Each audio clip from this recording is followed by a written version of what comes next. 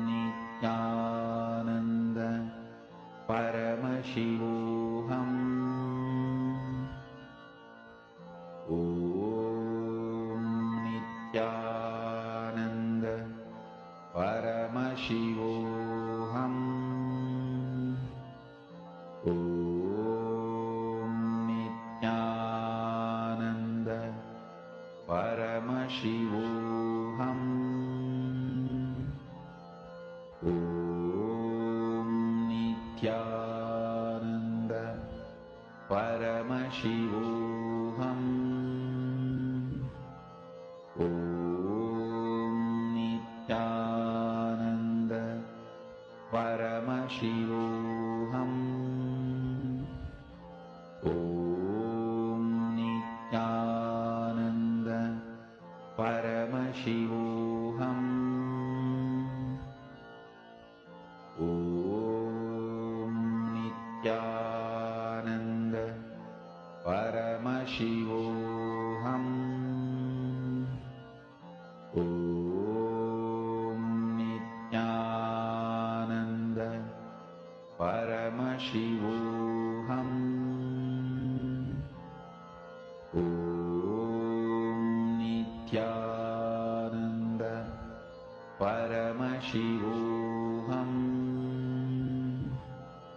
Om Nithyananda Paramashivoham Om Nithyananda I request all the participants to please relax. Paramashivoham And you can post in the chat whatever you were able to see, hear, smell, whatever you're able to feel through your senses. Can I request each of the participants to post? Ma Agora, who did you see, ma? Ma Margarita, Ma Sia, who? Paramashivoham Can I request the participants to post whatever Swamiji revealed to you? Nithyananda Paramashivoham Please detail it out in the chat. Om Nithyananda However, what the smell, the taste, the feeling. I request all participants to start posting. Okay, Ma Linga has posted sweet. Okay. Ma Gola Rupani, Nithyanandam. Ma Gola Rupani, you can also post what you've heard, smelled, tasted, whatever Swamiji revealed to you. Ma Kritika, what did you see, ma? What did you hear, smell, taste?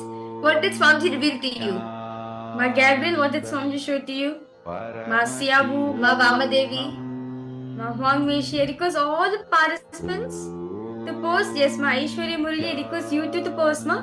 What is it Swamiji showed you? Paramashivoham Om Nithyananda Like rocky candy, okay? Paramashivoham Om Ma Linga, what else did you see? Nithyananda Paramashivoham Or like what else did you taste or hear? And the sweet and like the sweet you tasted, did you taste it? And the like rocky candy you like saw it white, you're able to see it white. Okay, Paramashivoham that's nice. Okay, okay, Ma Shobana, you've posted birds on trees, smell of flowers and lots of trees. Okay, Malinga, you're able to see square. Okay, tree with birds. Okay. Nithyananda Paramashivoham Ma Shobana, or sorry, Ma Sia and Ma Shobana both, you were able to see or hear, taste, feel. What were you able to like see or taste?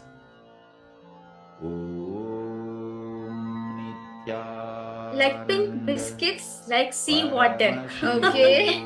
Okay. How about the rest of the participants?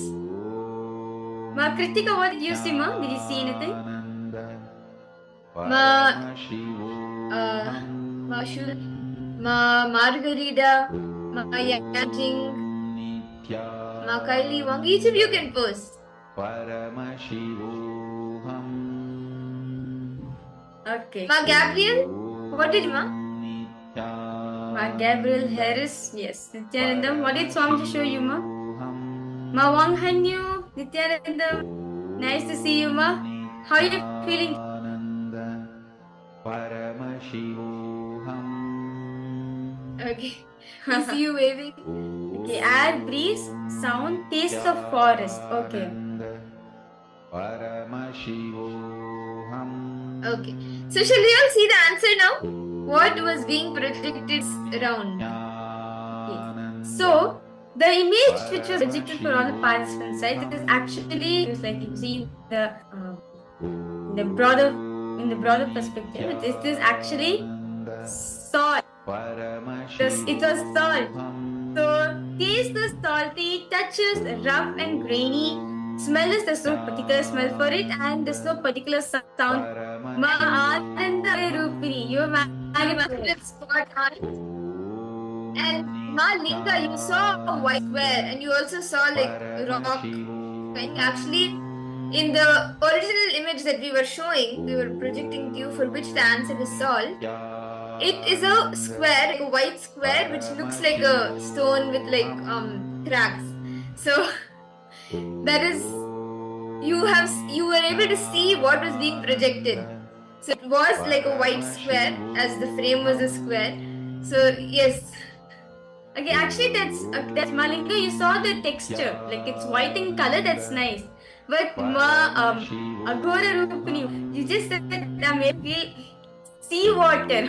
Sea water is like sea, like salty water, right? So like something water, like sea. Sorry, something like sea. That's nice, Swam Agora Rupini. And Popala, I request you just connect this Swamji. See, that's very nice. You're starting to the taste. You're trying to feel the breeze and everything. It's really nice, ma. Just extra. Actually, we'll be manifesting this power in further on. So, just I request you, ma, just be intense in the manifestation. If you're intense, ma, even the next round also you'll start manifesting. Okay, that's really nice to see all participants manifesting. Beautiful. Okay, so with this, we're now going to be understanding we're now going to be entering the next session. The next session is actually an important session for each and every. All of us will be, see, in the previous session, we all heard about conscious elasticity, it is how it is. But in this session, we'll be diving deeper and understanding what exactly is conscious elasticity and how we can experience it. I have a question for all the participants. Can you handle 25 different dimensions of you at a time? Or can you do 25 different activities at a time? I request all participants, if you're able to do it, can you handle 25 activities at the same time? Yes or no? Or for 2 or 3 activities, doing it multitasking or doing it simultaneously, spontaneously itself, do you feel, oh my god, how do I manage so many things?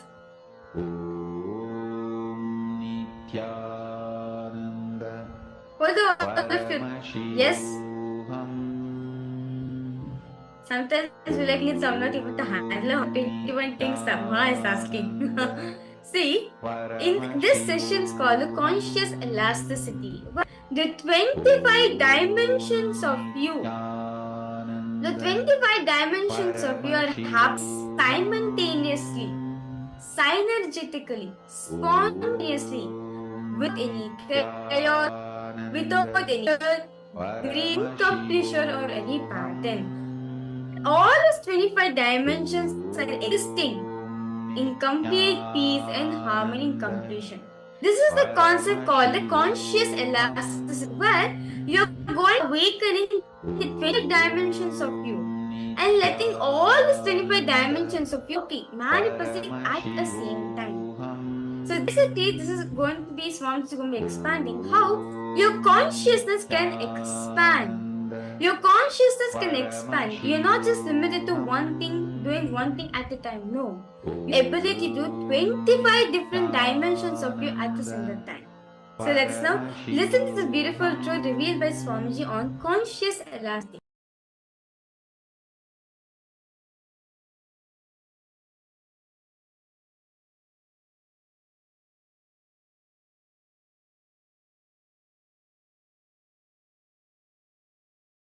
Paramashiva's message directly from KAILASA. Conscious elasticity is ability to unclutch and operate. Ability to unclutch and operate. In Sanskrit, we use the word called Sahaja Samadhi. Ability to be absolutely stress-free, but alive, active, vibrant.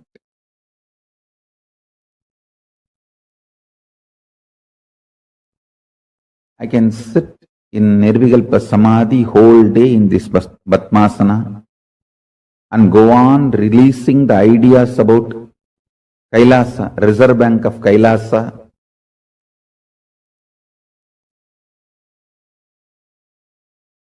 Understand the principle of conscious elasticity, then you will be able to understand what I am trying to share with you all. Conscious elasticity means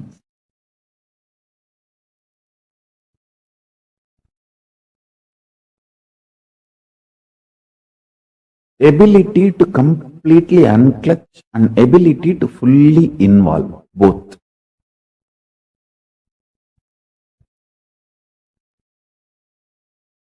This ability gets built in your system when you start enjoying unclutching more and more. Mark these words. Mark this word. Conscious elasticity means capacity to conceive larger ideas, ideologies, principles, theologies without getting broken or damaged, feeling consistently all the multi-dimensions of your existence and the cosmos is organized, centered on you, your consciousness. Listen, if you feel in the waking state who you are and in the dream state who you are is absolutely unconnected and not even able to have connection, be very clear, it means you are highly stressed and almost broken inside.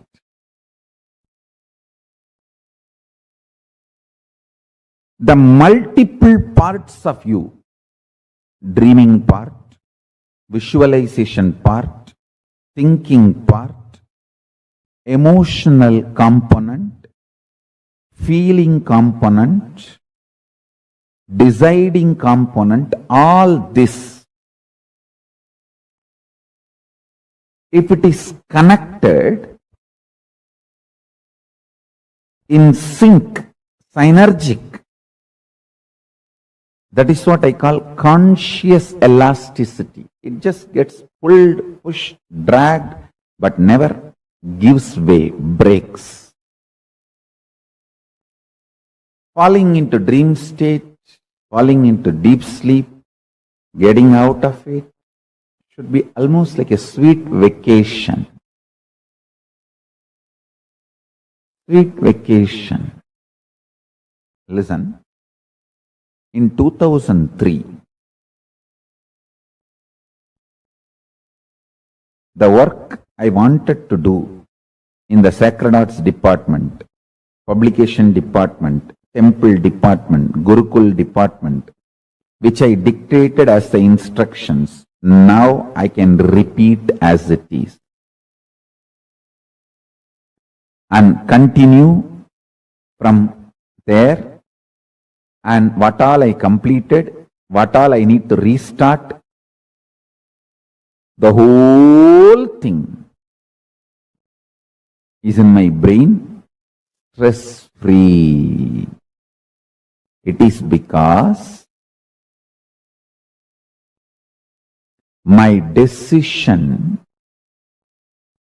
to coexist with all my internal multi-dimensions has made me live stress-free and gave me the conscious elasticity to live with the external things also, stress-free and coexisting.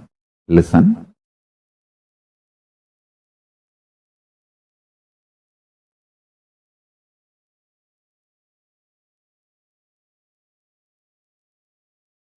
Your various dimensions, your dreaming part, your decision-making part, your emotional part, your violent part, your compassionate part, your loving part, your hating part, the multiple things happening in you, decide to assimilate all of it and bring everything to a larger, clear, connected, smooth way of existing. Listen. Your conscious decision to integrate you can heal a lot of conflicts inside you, bring a lot of completion inside you. Like how the intermittent fasting alters your liver enzymes cycle pattern and heals your body. Unclutching is the most beautiful method, detoxes and organizes all your multiple personalities, multiple dimensions into one existing integrated being with a large conscious elasticity.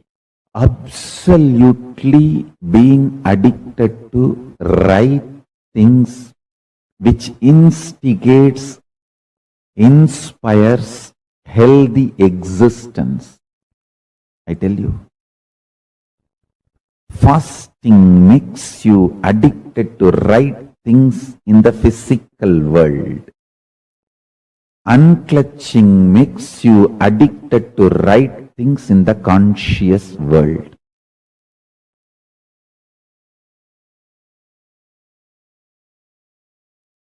Conscious elasticity,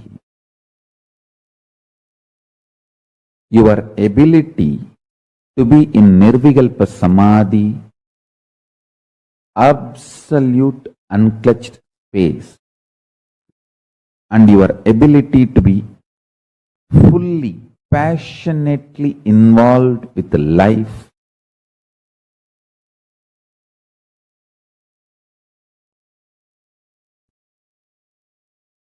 living in Sahaja Samadhi,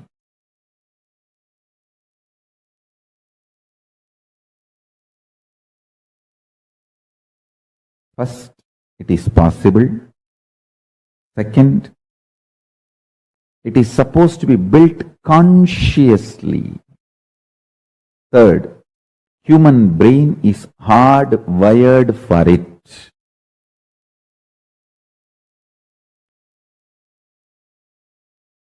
Children should be taught that they are capable of this from the beginning. Even if human beings have missed learning this science as children, when they were child, they should be taught as early as possible. There was a great saint, Ramalinga Vallalar, in South India. He gives a beautiful 3 instruction. Pasittiru, Thanittiru, Velittiru. Means, always body should feel hunger. You should never dump the body with food and seal it up to this. Pasittiru. Always body should be functioning. Alive, hungry, burning. Jataragni should be burning. See the Homagni also in Yagavanta also. If you dump the whole thing, the fire will be choked and it will not even be able to burn whatever you offered as ahuti. So you should do it in such a way that the fire should not be overloaded. Same way the Jataragni, the fire in your stomach, responsible for hunger, digestion. It should not be overloaded. It should be kept alive, constantly burning, alive.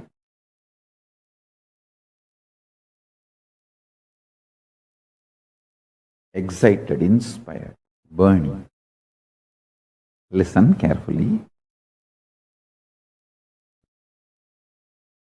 Pasittiru means keep your body hungry. Always, always a level of hunger should be there. Tanittiru, be unclutched. Vizhittiru, be fully alive in the state of Turiyatita and Turiyatita. That's the essence of this great saint's teaching, Ramalinga Vallalar.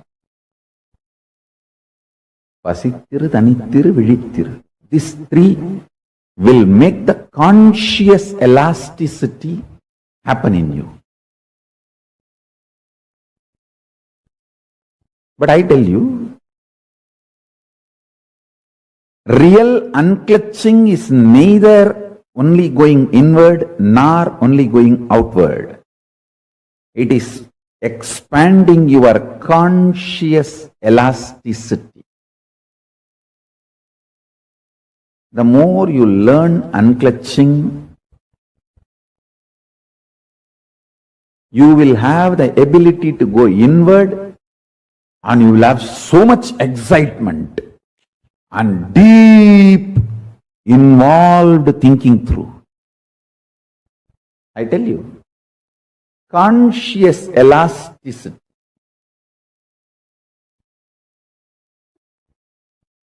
capacity to be in absolute Turiyatita, in Nirvikalpa Samadhi, and Jakrat, involved.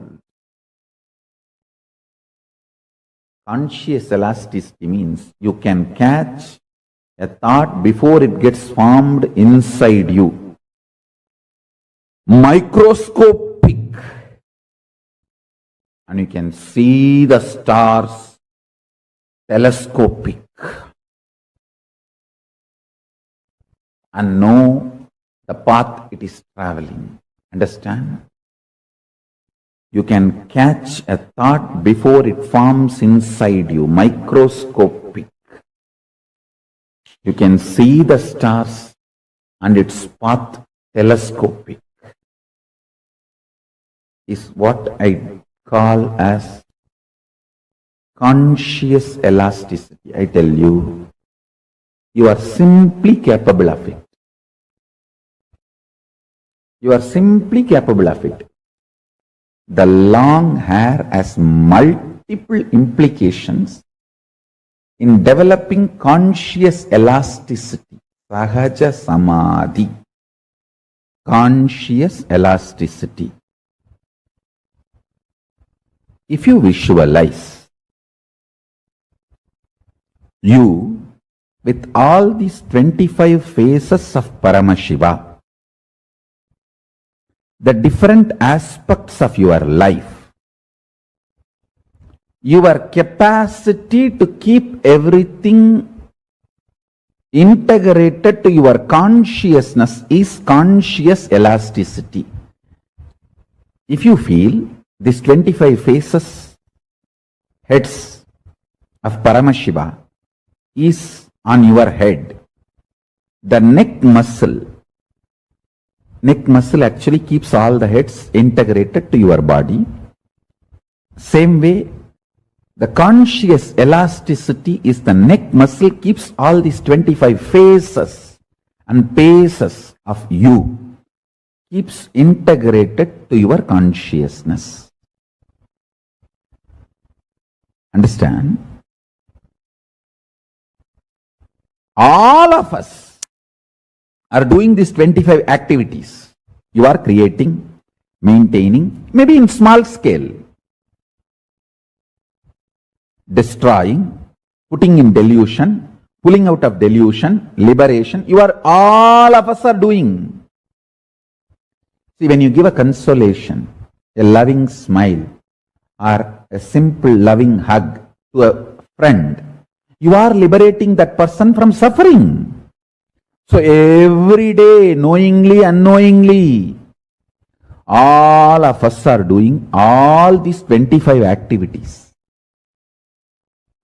If you are in chaos, disorganized, you suffer as bandha jiva, bound soul.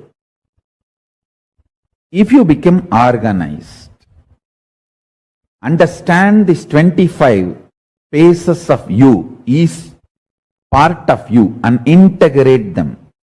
By building a conscious elasticity, you become Paramashiva. Unclutching strengthens your conscious elasticity. Your ability to be a creator or rejuvenator or liberator or destroyer or deluder, all your dimensions will be in sync if you know how to be unclutched. By more and more unclutching, build conscious elasticity, intense involvement is the expression called Shakti, is directly proportionate to your ability to be in the space of Nirvikalpa Samadhi, Shivam. Ability to be in Shivam is directly proportionate to the manifestation of Shakti. Manifestation of Shakti is directly proportionate to your ability to be in Shivam.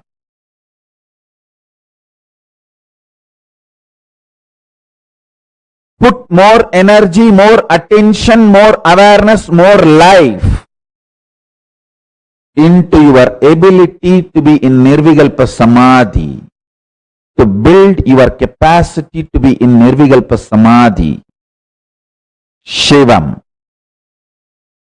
Understanding the multiple dimensions of your existence can coexist without chaos and prioritizing simultaneously, spontaneously in you makes you chaos free, stress free, tiredness free, incompletion free, worry free. Listen, I'll explain. Very simple thing I can tell you. Visualize yourself with the 25 heads of Paramashiva, 75 eyes. Now decide all your problems, difficulties, business, everything. You will think through these 25 heads and find solution. Please listen.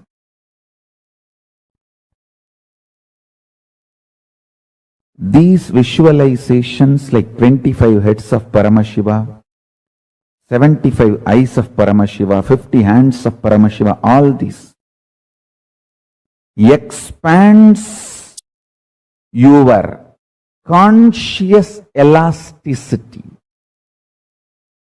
Mark these words. Mark this word. Conscious elasticity means capacity to conceive larger ideas, ideologies, principles, theologies without getting broken or damaged, feeling consistently all the multi-dimensions of your existence and the cosmos is organized, centered on you, your consciousness. Listen, when I ask you to visualize you have 25 heads,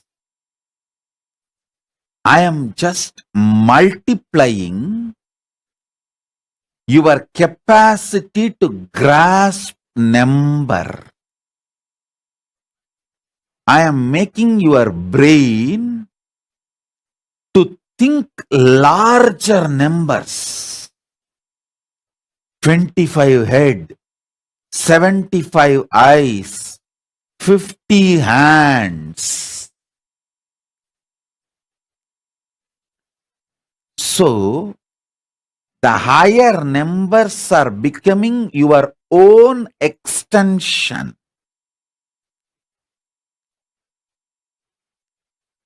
Do you understand the reason why I tell you, try to visualize you have 25 heads, 50 hands, 75 eyes. You will never do more than 3 head. After that, okay, 25 head. Photo is there, na? Okay, 25 head. 50 hand, many hands, okay. 75 eyes, okay, 75 eyes. You will never think 25 head means 9 in the first row, 7 in the second row, 5 in the third row, 3 in the fourth row, 1 in the fifth row. I challenge, none of you do this without skipping. And each head having 3 eyes.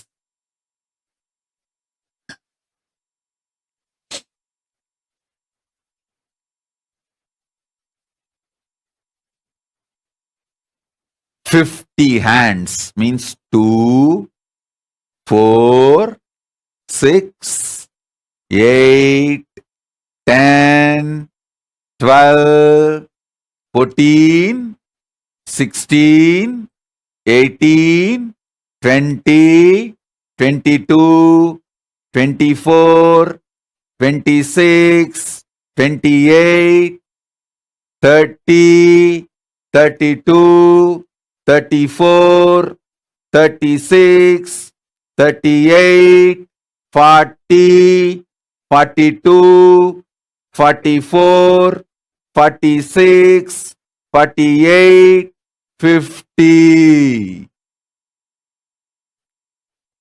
Never you go through the meditation. Now, how many of you understand? You never meditated on Paramashiva. Listen. All you need to do, visualize you are Paramashiva.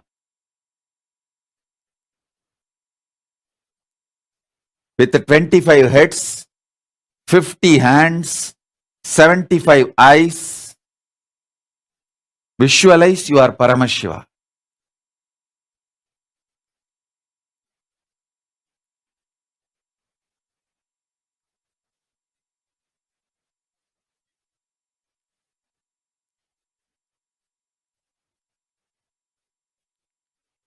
As Paramavatara of Paramashiva, I'll infuse super consciousness of Paramashiva in you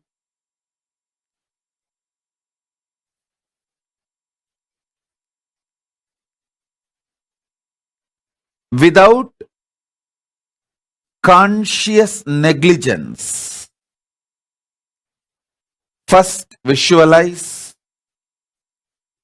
25 heads, 9 in the first row. 1, 3, 5, 7, 9.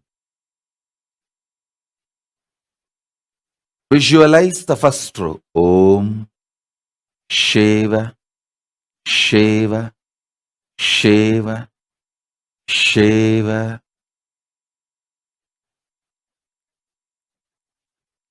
Second row, 5. Shiva. 1, 3, 5. Shiva, Shiva, Shiva. You don't need to close your eyes. You can keep your eyes open. Just you can see Paramashiva's form projected here. Third row.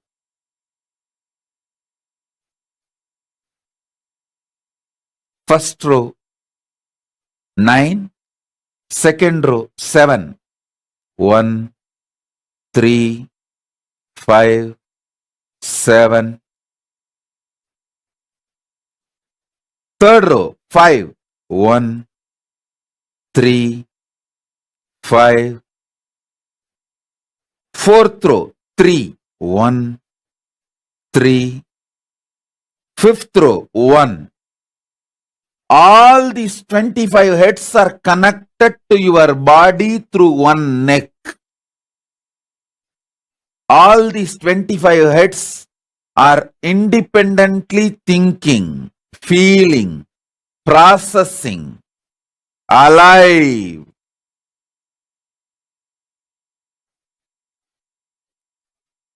Smiling, responding.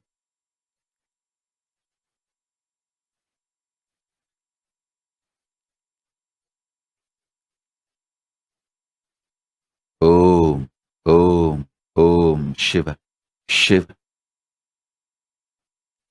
Now add 50 hands to yourself as Paramashiva. 2, 4, 6, 8, 10, 12, 14, 16, 18, 20, 22, 24, 26, 28, 30, 32, 34, 36, 38, 40, 42, 44, 46, 48, 50. See yourself with 25 heads and 50 hands. Om, Shiva, Shiva, Shiva, Shiva, Shiva, Shiva, Shiva. Now, 75 eyes, each of the heads with 3 eyes open, main head, all the 3 eyes open. Next, each of the heads, 3 eyes open with 75 eyes.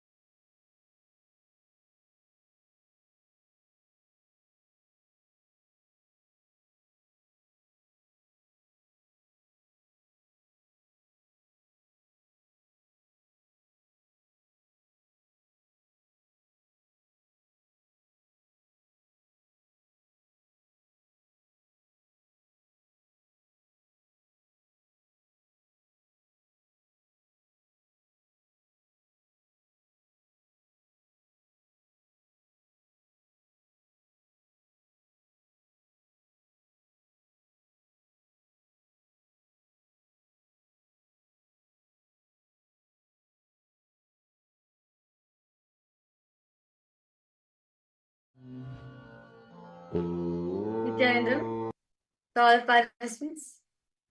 That was a very beautiful meditation. Very beautiful meditation Swamiji spoke on the conscious elasticity. Can I request all participants what did each one of you understand by it was a very beautiful, yet a very powerful revelation. Nithyananda Ma Punita, Ma Nithyananda Ma, nice to see you, Ma Punita.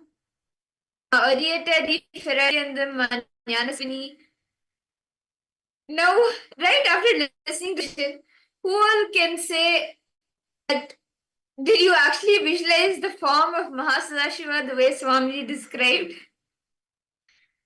Did were each of you now able to actually visualize the form of Mahasadashiva? And earlier, what you visualized, was there a difference? Actually, every time I listen to this session, it's like you're able to visualize Mahasadashiva, the form of Mahasadashiva more deeper. Like, Swamiji was showing how how the 50 hands manifest, the 25 heads. Very beautifully, Swamiji explained how the visualization, how we should visualize the form, the enormous form of Mahasadashiva with 25 heads and 50 hands. It was I request participants to post what did every one of you understand as conscious elasticity. See, conscious elasticity, having the ability to see the 25 dimensions of you, the 25 dimensions of you simultaneously, spontaneously, synergetically existing without chaos, without any incompletion, fear, or in you. Yes, participants understanding. See, in life, naturally, what exactly does Swamiji mean by this? All of us relate to this one world, right? We only see this one aspect of it. Yeah. Swamiji says there are totally 25 different dimensions of us. They are totally 25 different dimensions of us. These 25 dimensions of us are there in each and every one of us. Just needs to be awakened. This can be awakened by visualizing yourself as Bhagavan Mahasadashiva. If all the participants have seen the picture, the deity of Bhagavan Mahasadashiva, that 50 heads, 25 heads, 25 heads, 75 third eye, 50 hands, right? We visualize it as one picture, right?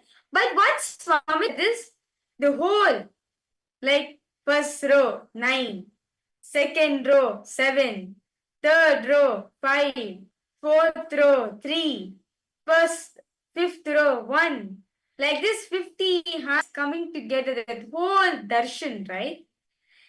Visualizing, understand the power of visualization is even your neurons gets rewired.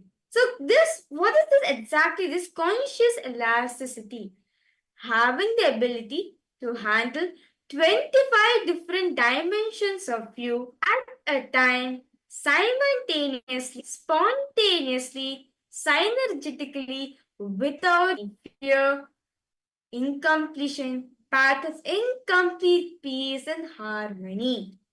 Usually, all of us with just hearing about multitasking or hearing about, okay, like we manifest a certain situation where you need to do one task and at the same time task comes up and another one comes and then you end up getting so frustrated that nothing happens. Usually, we all end up in this situation, right? But conscious elasticity, being able to experience these 25 dimensions of you, and experience all of them simultaneously, spontaneously, and synergetically within you.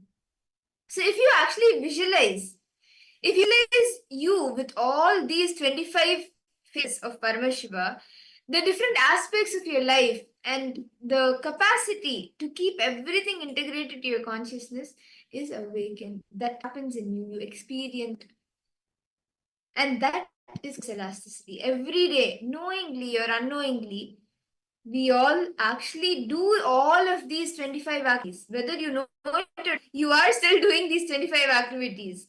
You are breathing, at the same time walking, at the time you may be cooking, or at the same time you may be studying, you may be reading something, you may be scrolling through your phone, or you will be generating new thoughts, new ideas.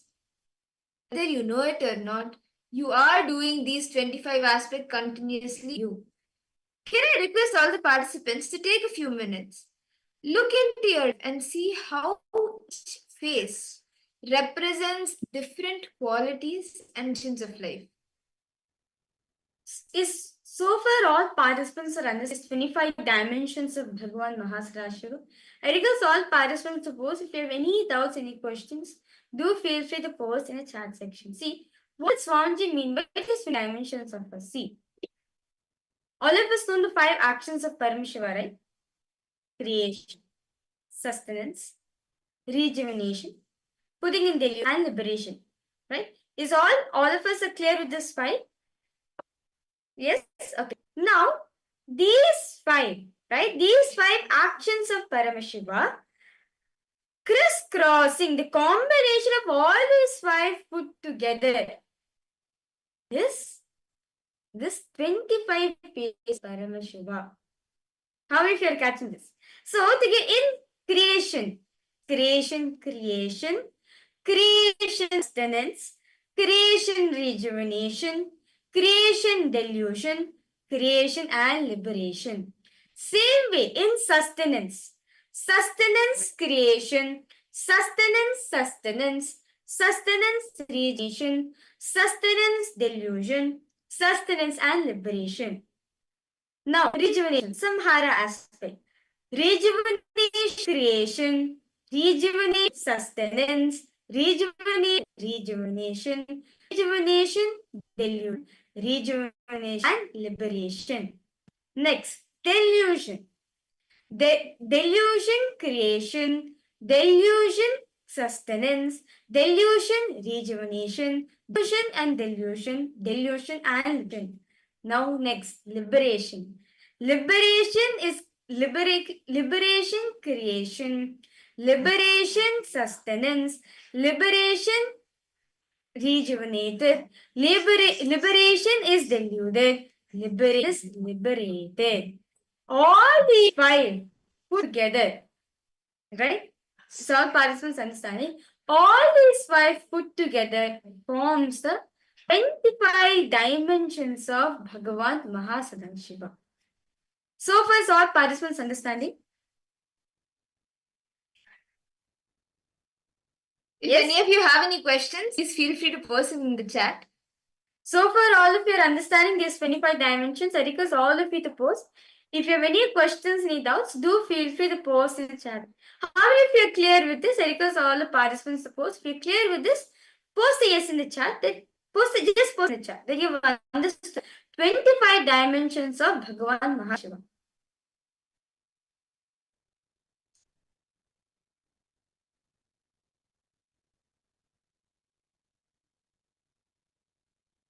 Yes? Is everyone understanding? Ma Punita, Ma Orieta, Ma Fatima Dhani, Ma Sharmain, Ma Wenmevi, Ma Jnanaswarupini, Ma Saralananda, Ma Yan Hui Jing, Ma Kritika, Ma Shobana, Ma Shulini Durga, Ma Kaili. All of you can post. Are each of you understanding? Ma Aguru Rupini.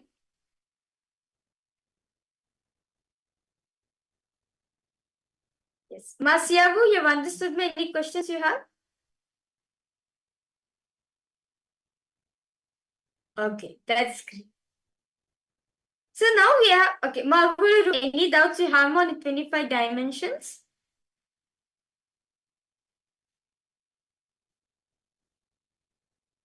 Okay, no. So now, these 25 dimensions, just like how Mahasadashiva, now, if you see the aspect of Bhagavan Mahasadashiva, if you just see Mahasadashiva, he has 25 heads. Each head represents one of these actions. So, 25 actions. 25 heads. Same way, we also have 25 dimensions within themselves. That is conscious elasticity. Having the ability to handle 25 different dimensions of you at a time, spontaneously, simultaneously, synergetically, without any fear, greed, incomplete anything, with pure completion and peace. This is called conscious elasticity. So we're now going to be understanding further. What is this elasticity exactly? All of us know very beautifully, Swamiji gave us a guide. Swamiji gave us a very beautiful guided meditation, right? To visualize Bhagavan Mahasadashiva. By one, we have to enjoy that form. Many times what we do, we just, okay, I'm this visualization picture. Visualizing picture is not the thing. You have to feel that you are Mahasadashiva. You feel that the 20 parts you are carrying, the way hands you are carrying, that weight, right? Feel the way, like on your shoulder, you're on your board carrying 25 heads, you are carrying 50 hands. Visualize that, experience that, and look into your life and see how each phase represents different qualities and dimensions in your life. So please take a few minutes. I request all the participants take a few minutes to write this.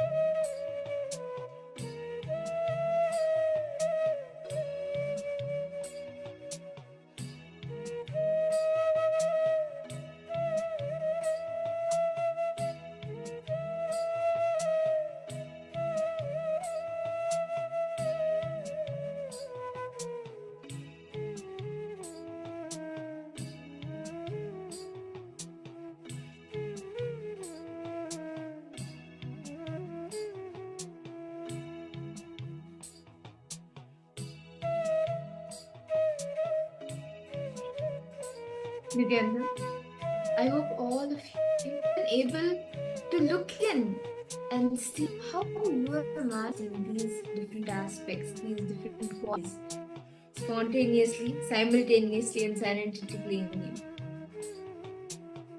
I request all of you to visualize Paramashiva. Naturally, visualize each of the 5 faces. Spend a few moments, each one. Feel the 25 faces. Feel the 25 heads of Paramashiva on your head. Feel how neck muscles are actually keeping all the heads integrated to your body. Feel that and take a few moments to visualize Paramashiva and visualize that and see how that unclutching, that space, strengthens your conscious elasticity and your ability to be a creator or a rejuvenator or a liberator, putting into delusion or a destroyer. All of these 5 aspects, how with your conscious elasticity you have the ability to do these 5 actions and keep all your dimensions in sync. And if you know how to be unclutched, you will experience how to be unclutched as you do this. I request all the participants to take a few minutes, actually visualize yourself as Mahasadashiva with the 25 heads and 50 hands. Please sit straight.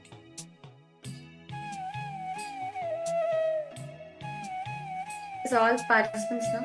Please close your eyes. Let us all now visualize Bhagavan Mahasadashiva in our inner space. Because all of you to please close your eyes. Yes, sir. Visualize the form 25 heads of Paramashiva. Visualize yourself in that form. Feel that weight. Feel every dimension, every phase.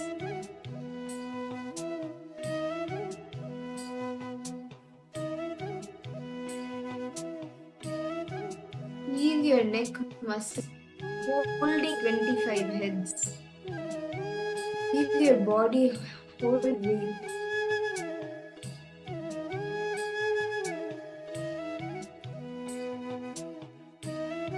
Now, in the first row, with your head, visualize 9 heads.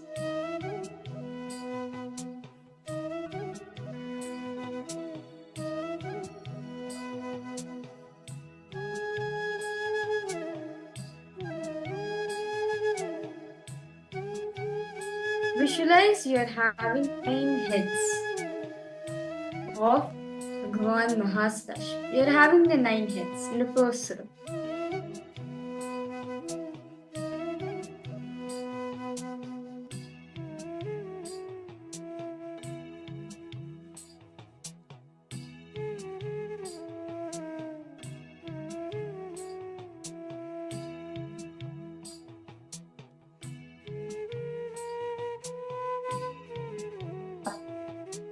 Above these 9 rows, above these 9 heads, visualize second row with 7 heads.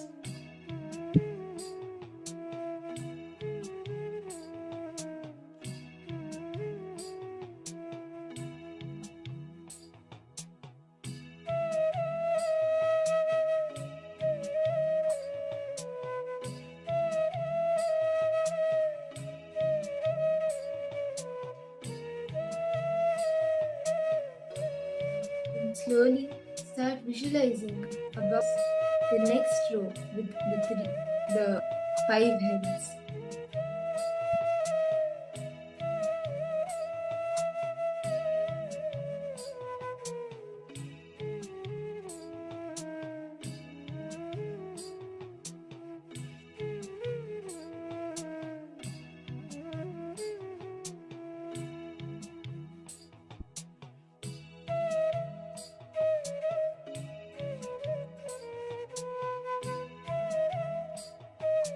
Now, visualize the fourth row where there's 3 heads.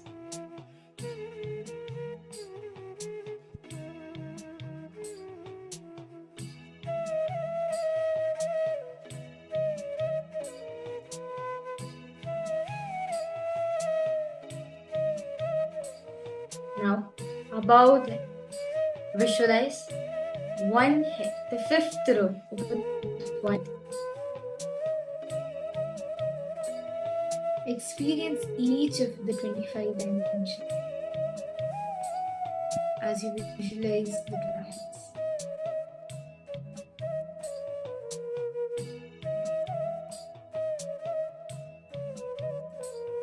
Now slowly start visualizing even the 50 hands, from 2 hands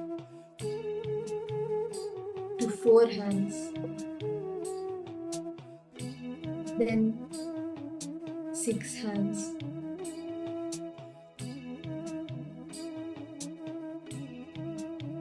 then 8 hands, 10 hands,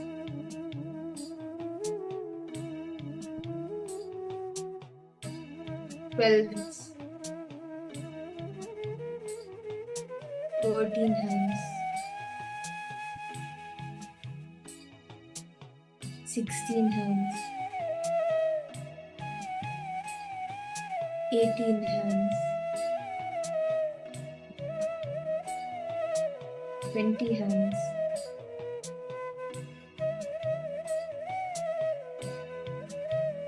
22 hands, 24 hands,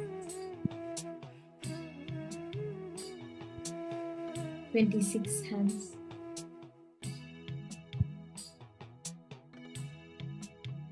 28 hands,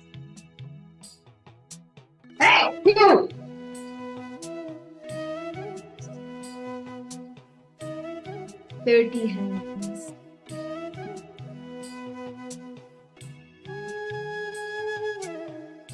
32 hands,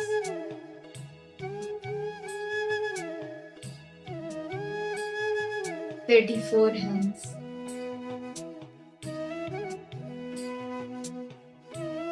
36 hands, 38 hands,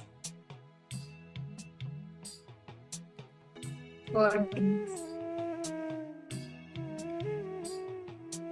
then 42 hands,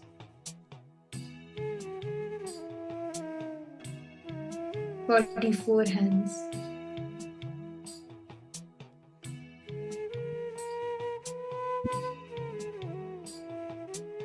46 hands,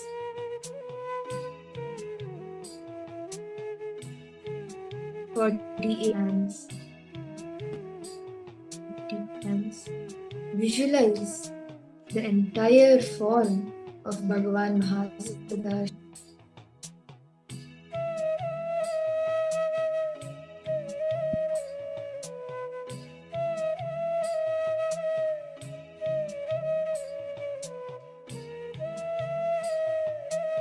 Now, in each of these 25 heads, visualize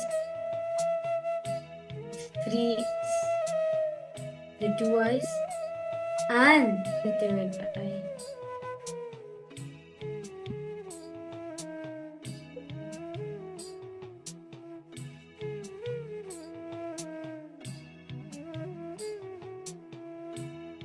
Visualize you're having 75 eyes, 3 in each of the head.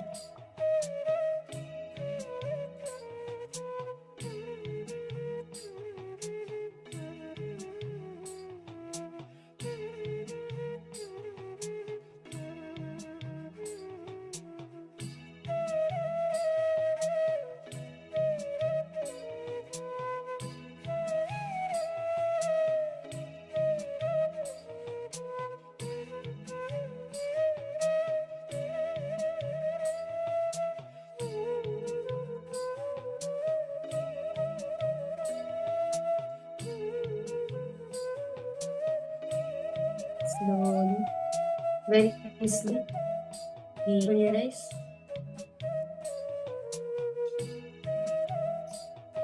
Build up.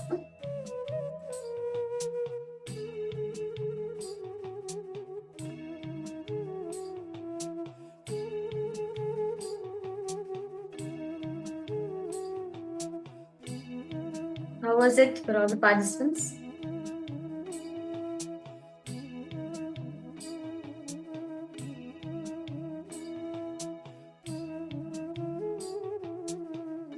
How was the visualization? All of us just now visualize ourselves as Bhagavan Mahasadashiva. Ma Wang Hanyu, how did you feel, Ma? Ma Fatima Dehestani, Ma Jnana Swarupini, Rahul Kannaya. You can post.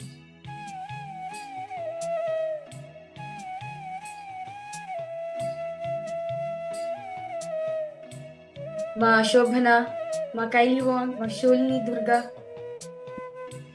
For each and every participants, heaviness in the neck, heaviness in the 3rd eye. Yeah? The neck, the neck of Mahasadashiva is so thick where all the 25 heads sit comfortably. It integrates all the 5 heads together. Ma Wang Hanyu, you posted a message in Chinese.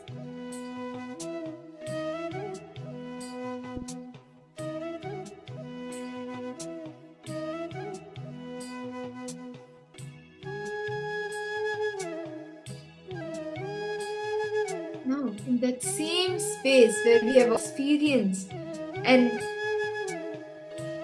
expressed or visualized Mahasadashiva explores.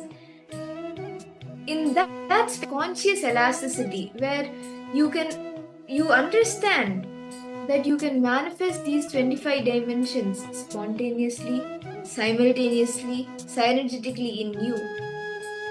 Shall we all enter into the power manifestation? Actually, as today we're doing the power of synesthesia, this power actually shows how you manifest dimensions in you.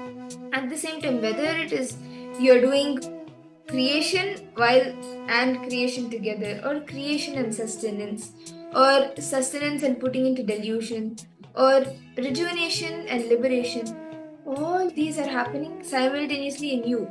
Right now, you are breathing, you are moving, you are thinking, you are visualizing, you are creating thoughts, you are internalizing, and your heart is beating. All of cells are regenerating. All of the 5 dimensions are happening in you, and you can express this also through the power of synesthesia, where at the same time means you may be blindfolded, or you may be hearing something, but you'll taste it. You may be seeing something, but you'll be able to feel it. So that's what we will be doing in this power now. We will be projecting an image of you.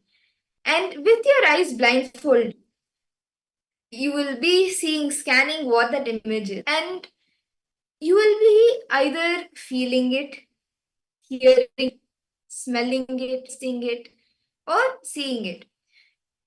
You may be able to hear a food item, which usually we taste, or what you see, you'll be able to taste. Like if you see a sweet, an image sweet, you'll be able to taste sweet.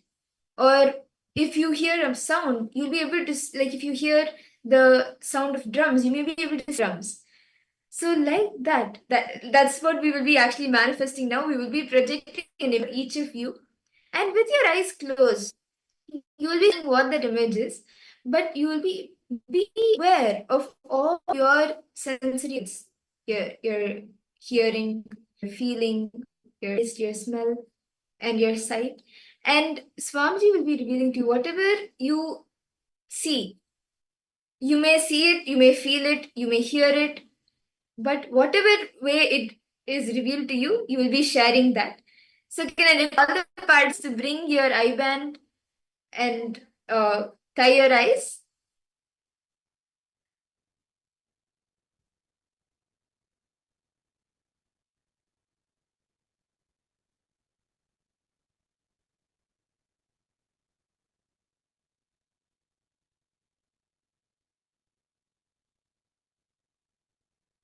Okay.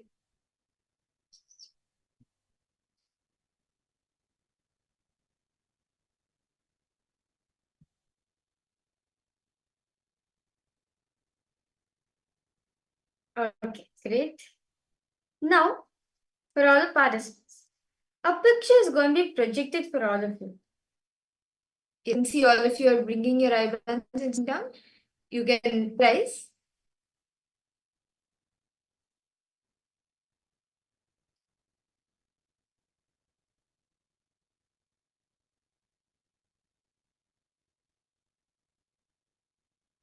Okay. Now I'm projecting an image for you.